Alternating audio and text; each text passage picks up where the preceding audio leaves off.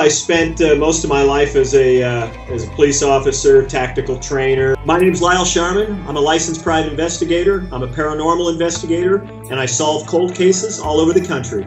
Being a licensed private investigator has allowed me to get into locations where there's cold cases, homicide investigations, any location.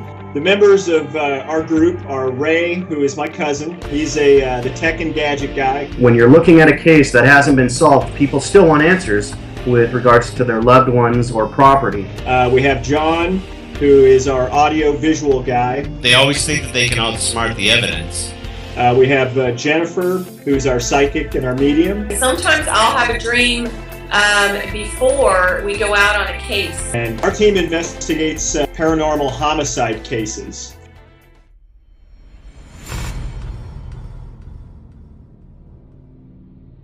Grasshopper Junction is a case where two brothers from Alabama, Robert and Roger Murray, they staked this place out. They went in and robbed, but they brutally murdered the two people that operated and owned that store and that property, Jackie Applehands and Dean Morrison. They shot Jackie in the back of the head 5 times, and Dean was shot in the back of the head 3 times. Yeah, both Robert and Roger Murray, both to this day, of course Robert just passed away, that they are completely innocent and never committed these crimes. You know, when you have these guys that are up on death row in Florence prison, and they keep appealing their punishment, and over the years they got away with those appeals. 23 years later, and you still have family members that can't move on in their lives. They still haven't moved on. They're still suffering 23 years later. We decided that we'd look into it, so we went to the property and met with the current owners. They had claims of activity occurring at that property, things that the owner couldn't explain. What we did as a private investigator is reopen the case. So that meant we went back and interviewed every witness, every detective. We also reached out to the 2 convicted murderers. One of them agreed to interview with us, and we recorded that interview with him. During the communications, we explored, look, share with us your side of the story. So we explored his angle in his confessions and what he believed. And we asked him, tell us from your point of view why you're innocent.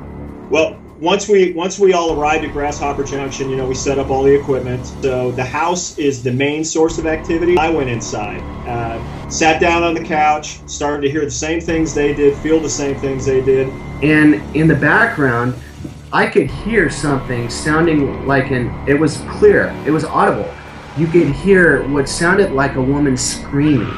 3 distinctive screams, like terror. I think we captured residual screaming of Jackie Applehands that was murdered in there. And at that exact minute, everything in the room, 4 different pieces of equipment, all went off simultaneously. Never happened before.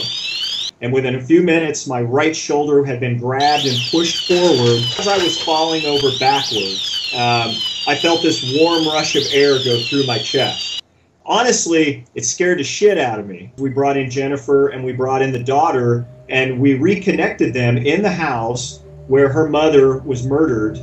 And sat with me, and I held her hands, and we did a reading, and her mother came in immediately, the one who was murdered. So she had said she had messages for her daughter. So there was some very personal evidence and messages, details that no one could have ever gotten except from her mother. Jennifer walked the property with us and was able to pick out certain key areas that she knew things that happened and how they happened, which were crucial for us solving that case.